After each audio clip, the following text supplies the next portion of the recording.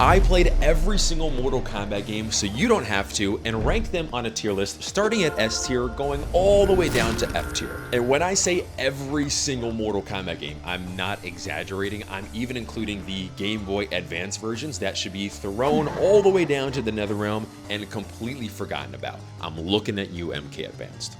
You're a problem. And there's definitely some hot takes on this tier list, so you're not gonna agree with me, which is a great thing because I want everyone to go into the comments and let me know why you disagree with me or why you agree with me. Starting off with the original Mortal Kombat. Take a look at this roster. It's a little bit small, but a lot of iconic characters came out of it. And the fact these are all digitized sprites really sealed the deal on that realism aspect back then. The gameplay is a little bit janky, you know, going from the NRS era, everything's very smooth, and you hop back to the arcade era. It's fun for a little bit, but after a while you kind of get bored and you're like, okay, there's not really much I can do with this game. And on top of that, the story is very simple. It's just good guys versus bad guys in a tournament to save Earthrealm. Add that with the amazing soundtrack, art design, and the roster, and this was a perfect way to start the Mortal Kombat franchise. And because of that, I'm gonna put it at A tier. Mortal Kombat 2 took everything from Mortal Kombat 1 and made it 10 times better. The soundtrack was amazing, the graphics and art style was a huge improvement. I love the vibrant tones of this game. The gameplay was also improved. Again, it's one of those things where I can play the arcade era for a little bit and then I kind of get tired of it and I want to go back to the more smooth and fluid NRS era. That doesn't mean they're not fun though. I really encourage you, if you want to go try out the arcade era, please do. Play Mortal Kombat 1 through Ultimate Mortal Kombat 3. It is a lot of fun. And on top of all that, they added in so many more characters now. The roster felt a lot more full. So they took everything from Mortal Kombat 1, made it 10 times better, a huge improvement for a sequel of a game,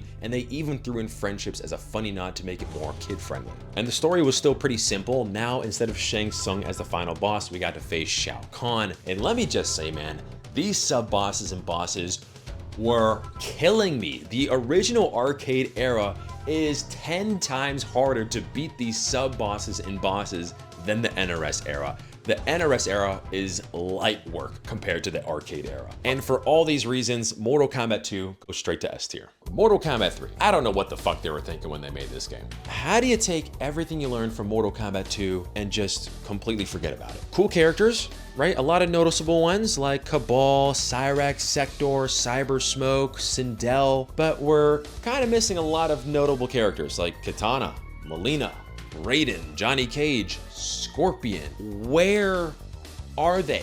Why are they gone? I'm not gonna lie, I enjoyed the gameplay in Mortal Kombat 3 to Mortal Kombat Trilogy more than I liked Mortal Kombat 2 and Mortal Kombat 1. And the story is taken to new heights now. I'm not trying to be sarcastic. I actually like the fact that it wasn't just tournament for like the 3 games. It was Shao Kahn was tired of losing and he's like, screw it, I'm just gonna invade Earthrealm myself. So great to not have 3 tournaments in a row. So it was a really nice touch. A lot of the fans did not like this game at all because a lot of the iconic characters were missing. And even if you go to the arcade 1-ups, they have Mortal Kombat 1, 2, and Ultimate Mortal Kombat 3. They purposely don't include MK3. And even looking at the classics on consoles, they do the exact same thing. They purposely leave out Mortal Kombat 3. There's really not too much else to talk about. They introduced a lot of cool stages, but for all these reasons, I'm gonna put Mortal Kombat 3 at C tier. Ultimate MK3 fixed everything from MK3. I mean, look at this roster. You have Ermac, Noob Saibot, Rain, Reptile, Sub-Zero, Scorpion, Kitana, Melina, the list goes on. It was the largest roster to date for the Mortal Kombat franchise and fans loved it. This game has a lot of the same pros as MK3. You have the updated graphics, the updated gameplay, and this game and Mortal Kombat 3 came out with a lot of iconic stages like the Soul Chamber, Graveyard, the Church. This game holds up so well that there's actually tournaments for Ultimate Mortal Kombat 3 that go on today. If I had to personally recommend which game to play for the arcade era, it would be Ultimate MK3. It just holds up so well today. And for all those reasons, I'm actually gonna make a new tier list and put it at God tier. Oh shit, now we're talking. One of the greatest Mortal Kombat games to ever come out, Mortal Kombat Trilogy. I'm gonna first start off by saying this game is completely and absolutely broken and busted. Okay, Mortal Kombat Trilogy is Ultimate Mortal Kombat 3 on bath salts. It has every single Mortal Kombat character known to mankind in this game. You can even play the boss characters like Shao Kahn, Goro, Kintaro, and Motaro. It is ridiculous. If you're playing Mortal Kombat Trilogy, you're not playing to be competitive. You know what's at stake here because everything is completely broken and busted in this game, so you're just playing to have a good time, and I love that. Fun fact, Mortal Kombat Trilogy was actually the very first Mortal Kombat game that I played. This is the exact Mortal Kombat Trilogy I've been playing since I was a kid. Has the disc and everything still in it, and like I said, completely busted. You know, it's a lot of fun, and I'm also going to put this game in God tier. Mortal Kombat Mythology Sub-Zero. First of all, that is a mouthful of a title. Second of all, this game made me want to pull out my hair. It's really cool how we got to see the expansion of the Mortal Kombat franchise, taking a look at Sub-Zero's backstory and going into all that lore, but man, was this game executed poorly. By the time I got to the second level, that stage where you have to jump to each platform, it's in the mountain stage and then you fight Fujin, I did not know if I was gonna jump too far, too close, if I'm too far left, too far right. I almost didn't want to finish it. After that second stage with Fujin, I legit was contemplating if this game was worth it. And I would be lying if I said I didn't enjoy watching and learning the backstory of Sub-Zero, seeing the love interest with Serena, introducing Quan Chi and Fujin, and even though I hated playing majority of the stages, they all brought their own unique creativity and flavor to it. And on top of that, the production of implementing the live action cutscenes was actually pretty cool. I enjoyed it. Not sure if it was generally accepted back then when the game first came out, but looking back on it, you kind of have to appreciate those extra steps they took to have actors come in to play the roles of each character and then use that as a cutscene for the game. We already got to see what a good spin-off game looks like for Mortal Kombat. We had Conquest Mode and Shaolin Monks, and for that reason, I'm gonna have to put Mortal Kombat Mythology Sub-Zero at D tier, not F tier, because there's one more game that definitely deserves that spot. Mortal Kombat 4. And I'm not gonna lie, I used to shit on this game a lot. I wasn't a huge fan of it, but I can say now, going back and playing it, I actually had a pretty decent time. I have not too many complaints. The roster is okay. I remember as a kid, all the new characters I wasn't really a fan of besides Fujin. I like playing as Shinnok and Quan Chi, but even going back to play it now, not really interested in those characters still in that game. But there's something unique about Mortal Kombat 4, you know, and it kind of gets clumped into its own little category. It's not really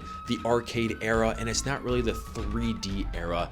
It's its own little thing, and that's what I think kind of gives it a bump on the tier list as well. It just has a very unique vibe of its own. Take a look at the graphics from Mortal Kombat 1 to Mortal Kombat Trilogy, a lot of digitized sprites.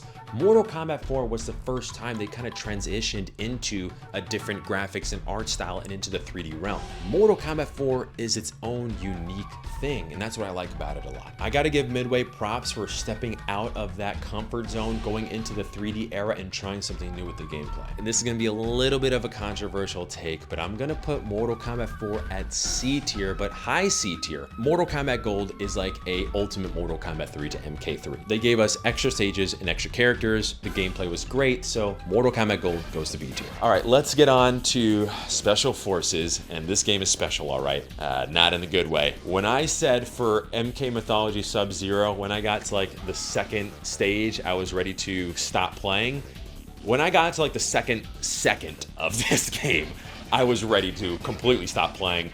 I was contemplating if this video was even worth making. I did not complete this game. I stopped probably around like the 1-2 minute mark. 2 seconds in was kind of an exaggeration. The controls, the camera angle, the combat system, it's nice. Like I said, it's really nice to see them expand the Mortal Kombat story, but damn, dude, this game sucks. And no offense, I'm sure there was a lot of things going on with MK Mythology Sub-Zero as well as Special Forces.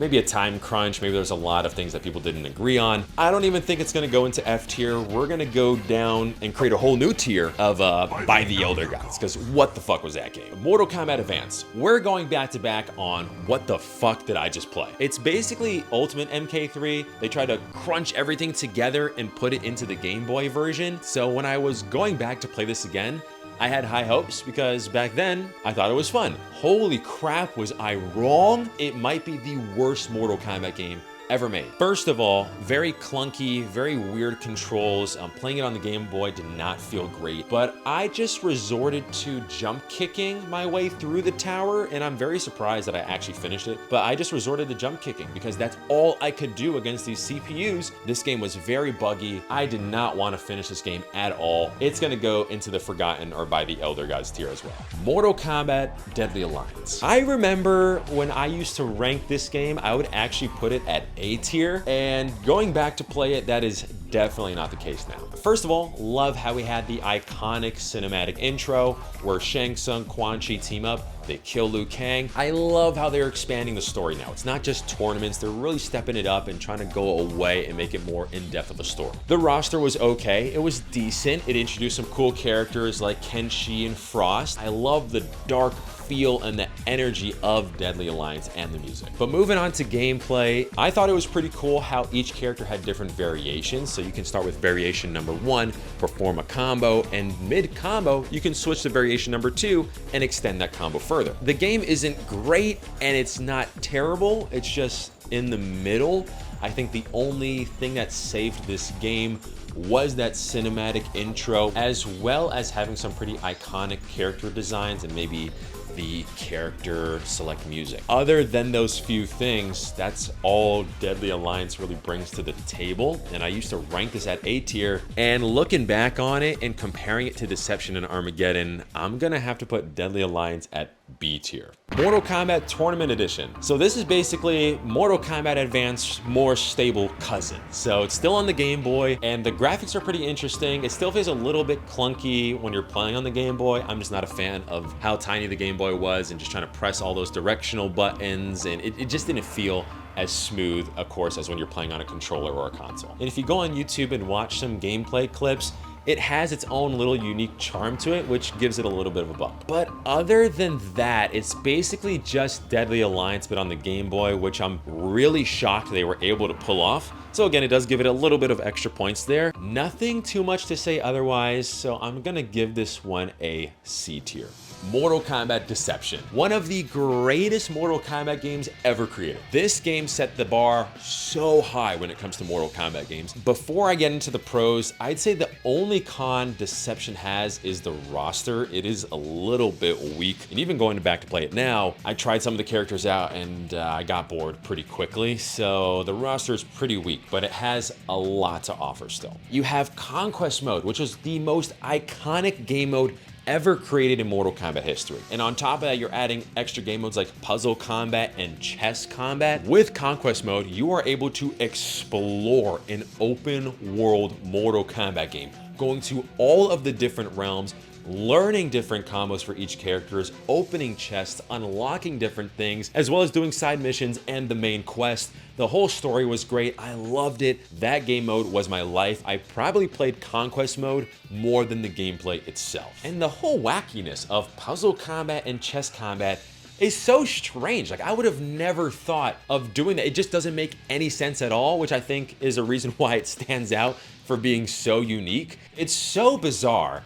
It works, and I love everything that Deception had to offer. So because of that, it is going into the God tier. Mortal Kombat Shaolin Monks. This is what happens when you perfect a spin-off game. The amount of hours and days and weeks I played Shaolin Monks is insane. Being able to play as Kung Lao or Liu Kang in this action side-scrolling game was genius. They learned their mistakes from Special Forces and Mythology Sub-Zero and made it 10 times better. And the more you progress through the game, you can unlock other characters like Scorpion or Sub-Zero, Johnny Cage and Reptile, or Kitana.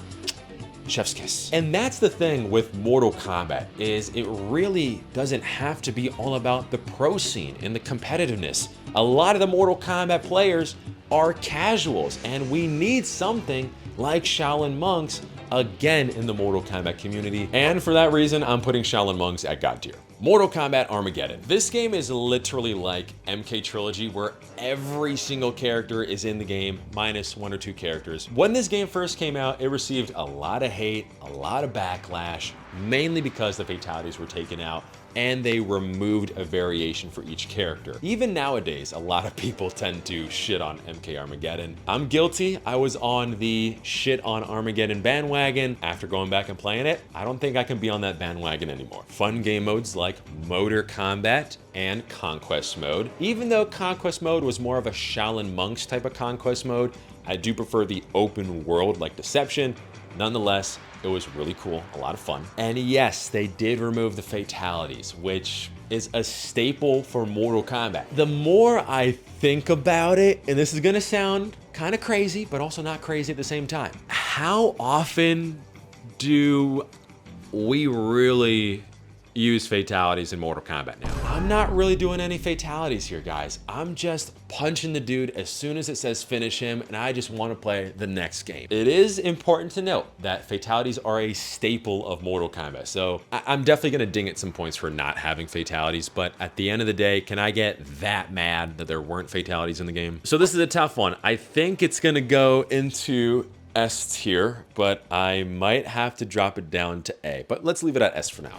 Mortal Kombat Unchained. This version was on the PSP, and it's literally Deception on the PSP. And the crazier part is, it's Deception with extra characters. Like, they literally added in Frost, Jax, Katana, I think even Blaze and Shao Kahn were in there. Why didn't the PlayStation 2 version have all the extra characters and the PSP had less? And when I went back to play it, I was genuinely shocked at how well this game held up. The only downside to this game is just the feel of the gameplay. Like when I'm holding the PSP in my hands and I'm trying to use the analog stick and the directional arrows, it doesn't feel as comfortable, of course, as when I'm using a controller for the PlayStation or for the Xbox, whatever it may be. Like you're holding that big thing and whoa, pause. It's not as comfortable as a controller. Just the gameplay with the analog sticks and the directional arrows, it just doesn't feel great. Still a little bit kind of clunky, not as great as a controller, so it's going on to A tier. Mortal Kombat versus DC Universe. Great concept. This is the first time WB acquired Mortal Kombat. Didn't perform as well, received a lot of hate. I'm sure everybody knows the story. It's just very watered down in terms of the violence, right?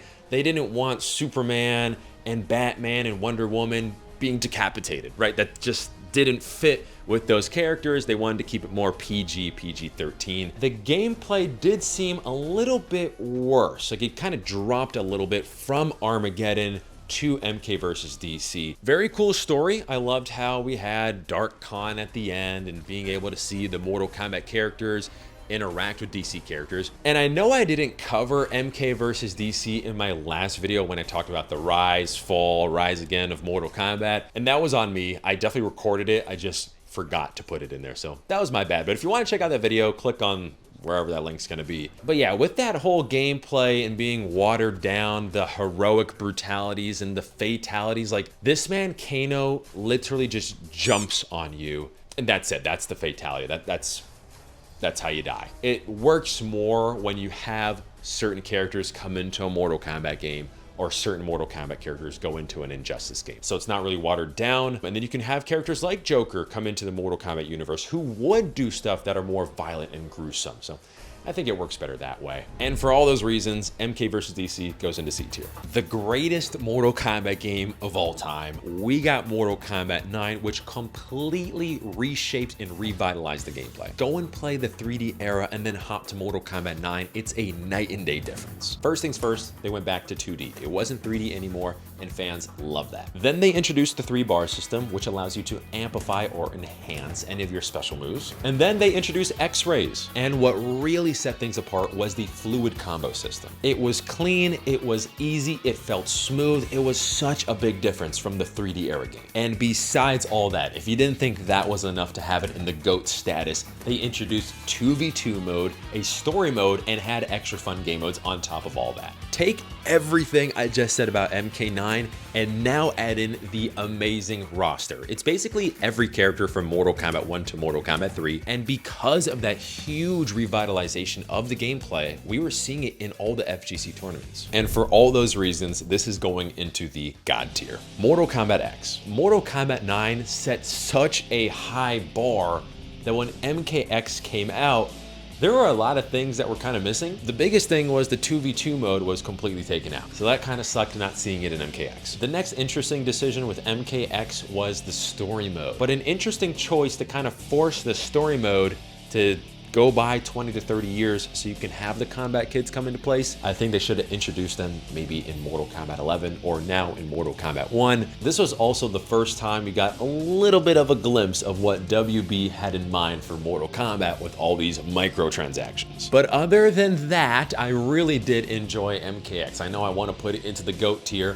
Whoa, was MKX gameplay insane. I love the fast pace, the 50-50s, just getting into your opponent's head. It is so much fun. I honestly think Mortal Kombat X has the best combos and the best swag in the game out of any Mortal Kombat game. Let's talk about the roster. A lot of people didn't really like the roster. I don't have a huge problem with it, and holy crap, this DLC is incredible. You got all these crazy guest characters: Alien, Predator, Leatherface, Jason, by far the best guest characters in any Mortal Kombat game. If you're looking for a fun time, fast pace, in your face, 50-50s, just mixing your opponent, laughing, having a good time, I would definitely check out Mortal Kombat X. I know I had a lot of things to say about this game, but I'm putting Mortal Kombat X into S tier. Mortal Kombat Mobile. Now, I'm not gonna lie, I'm not a huge mobile guy, so this is gonna rank kind of low on the list. I never really understood the whole fighting game card style thing on the mobile versions. It never caught my attention. I watched some YouTubers who play the MK mobile games. It looks boring, it looks stale. I tried to play it and I'm like, what is going on? I don't understand. There are so many currencies and so many things to press. I do not know what is going on in this game. It is not my thing. It just misses the mark, doesn't really get my attention. It's not super fun for me, but if you're a mobile person, this game has a lot to offer. If you're into that mobile stuff, definitely give it a try. There's a lot of skins, a lot of characters from Mortal Kombat 9 all the way to Mortal Kombat 1. It's just not my thing. I'm so sorry, guys. And for that reason, I'm not gonna put it super low, but I'm gonna give it a C tier. Oh boy, Mortal Kombat 11. First things first, I'm not a huge fan of the gameplay in Mortal Kombat 11. I love the innovation that NRS took with Mortal Kombat 11. They added in the 2 defense and the 2 offense bars, which is cool. It's very innovative. I love it. It was definitely more of a strategic Mortal Kombat game than what we were used to, which is not bad. I really don't mind having the 2 defense and 2 offense. I just didn't like how slow the gameplay felt, and I wasn't a fan of the fatal blows and wasn't a fan of the crushing blows as well. With crushing blows, I had a love-hate relationship with them. Really cool how some moves can transfer into a crushing blow and you can deal damage to your opponent. What I didn't like was the fact that some of these crushing blows were stupid easy to get and did an insane amount of damage, ranging from 20 to 30%. Let's move on to the story mode, because that was also an interesting thing. I liked it and I hated it. Aftermath was a great story. I wasn't really a fan though of how after 2 games we went back to the whole multiverses thing, and during that time the whole Avengers thing was going on. A lot of these movies and games were doing the multiverse. I can't tell you how much of a letdown it was for the story mode to have Kronika as the main villain over Dark Raiden or Evil Raiden, whatever you want to call him. I can't tell you how hyped I was to find out that he was going to be the villain in the next game. And then he's gone in like a minute or 2. Shifting gears a little bit to customization and extra game modes, Mortal Kombat 11 had so much to do in this game. They wanted you on this game for hours and they wanted you to grind. You had 3 different things that you can customize for your character in terms of gear pieces, as well as skin, and then you can even do intros and outros, which was amazing. Now, some of those gears and skins would say to head over to the crypt. I loved the open world concept with the 3rd-person view. You're running around the crypt, unlocking chests and unlocking the whole map. It was so cool. Let's talk about the roster. And out of all the games from Mortal Kombat 9 to 11, this one is definitely the weakest one out of the 3. And the DLC and guest characters didn't sit well with me. Loved Spawn, I loved Joker, didn't really sit well with RoboCop, Rambo, Terminator was okay. Their gameplay and their customization just didn't sit right with me. All right, I know there was a lot to cover with MK11. It has its ups and downs, its pros and cons, but after all that, I'm gonna put it at A tier. Woo! Mortal Kombat Onslaught. This was one of those games where I just Immediately regretted playing, and it was just like Special Forces Mythology's MK Advance, where I couldn't even finish it. I played maybe a couple minutes of it when it first came out, because it's not even available anymore. So this is just purely based off of memory when it first came out. If it's an RPG game, again, not a big mobile guy here, but it's the same thing. There's a lot of currencies, a lot of things going on. Really cool to have that RPG side swipe kind of game. Executed absolutely poorly, didn't last long. It is just a mess. I was so bored, and yeah, this is a quick one. It is going into the by the Elder Gods garbage tier. Mortal Kombat 1. First of all, this is probably the least amount of time I ever spent on a Mortal Kombat game so far, from Mortal Kombat 9 to Mortal Kombat 1. I have some really good things to say about this game, but let's go through the cons first. Besides the terrible launch, the next biggest thing that stood out was the amount of grinding you have to do for this game and the amount of microtransactions that they have you paying for. Mortal Kombat is making you pay $60 to $100 for this game, and then on top of that, making you pay for extra skins. We can go from $10 to $20, and then DLC characters, and then DLC stories, which is like $40 to $50. And the grind for this game is also ridiculous. And speaking of unlocking things, they completely removed the crypt and replaced it with invasions. And the only reason why I think they do that is to make the game more grind heavy. That way you're not going into the crypt and unlocking things. They're making it more of a grind fest, so you're more obligated or feel like you have to purchase it instead of just going in and unlocking it. We started heavy with the cons, but let's move on to some pros. I love the gameplay in this game. Mortal Kombat X and Mortal Kombat 1 are my two favorite games so far that NRS made. And I know a lot of people shit on the cameo system, but I really love it. I love how I can choose two characters, have one guy come in, tag in for me for a combo, extend the combo. It makes it a lot more fun. It reminds me of the Mortal Kombat X days, but it makes it more expressive. You can do many different things with many different characters. It makes for a lot more fun. For the customization, it definitely is a step down from Mortal Kombat 11, especially when it comes to intros and outros. I loved how I can customize that, and they completely removed it. Another thing I loved about this game is the story mode until it got to that third act. This could have been the best Mortal Kombat story mode we ever had so far. They introduced the multiverse all over again. And I don't know why they can't let go of the multiverse. There is something wrong with NRS, just time travel and multiverse. There have been 4 Mortal Kombat games that NRS made. 3 of those have dealt with time travel and multiverse. And the DLC for Mortal Kombat 1 with Havoc, it didn't really feel like an end to anything. It just felt like a continuation of the story, which is cool. That's awesome if they're gonna add another story. While I was making this video, MK1 was still live and still active. Everyone was trying to figure out, are we gonna get a Kombat Pack 3? And now NRS recently announced that Mortal Kombat 1 will not have any more DLCs or updates.